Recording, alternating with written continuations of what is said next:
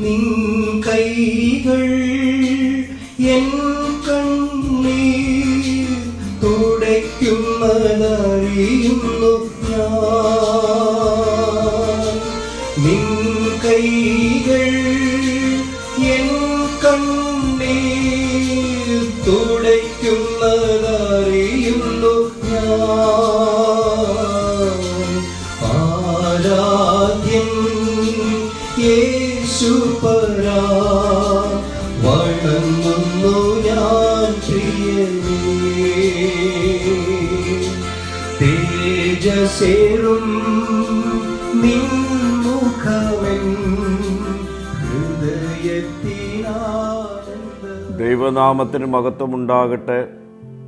ഇന്നത്തെ പ്രഭാത ധ്യാനത്തിനായി 38 സങ്കീർത്തനം 8 വാക്യം.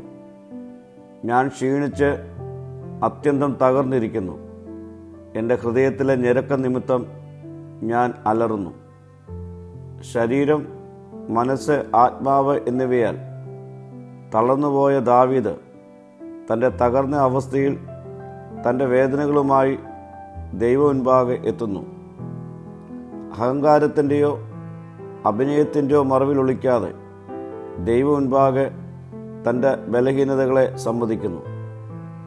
നമ്മൾ ശക്തരെന്ന് നടിക്കുന്നത് നിർത്തുമ്പോഴാണ് യഥാർത്ഥ സൗഖ്യം ആരംഭിക്കുന്നത്. തകർച്ച പരാജയത്തിൻ്റെ അടയാളമല്ല, അത് ദൈവ സാന്നിധ്യത്തിലേക്കുള്ള ഒരു ക്ഷണമാണ്. തുടർന്ന് ദാവീദ് പറയുന്നു, എൻ്റെ ഹൃദയത്തിൻ്റെ അസ്വസ്ഥത നിമിത്തം ഞാൻ അലറുന്നു. അവൻ്റെ ഹൃദയം ശബ്ദമയമായിരുന്നു. ഉത്കണ്ഠയും കുറ്റബോധവും ദുഃഖവും അവന് നിറഞ്ഞു നിന്നു.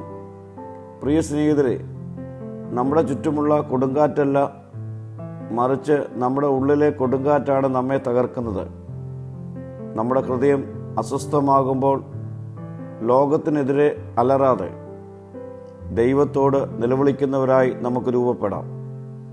നമ്മുടെ ഹൃദയം ഭാരമുള്ളതും നമ്മുടെ ആത്മാവ് ക്ഷീണിച്ചിരിക്കുമ്പോഴും നാം ഓർക്കുക, ദൈവം ഹൃദയം തകർന്നവർക്ക് സമീപസ്ഥനാണ്.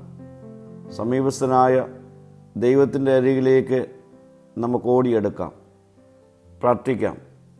ഞങ്ങളുടെ പ്രതിസന്ധിയിൽ സമീപസ്ഥനായ നിന്നിലേക്ക് അടുക്കുവാനുള്ള കൃപ നൽകണമേ. മഹത്വം നീ എടുക്കണം. യേശുവിൻ്റെ നാമത്തിൽ തന്നെ. ആമീൻ.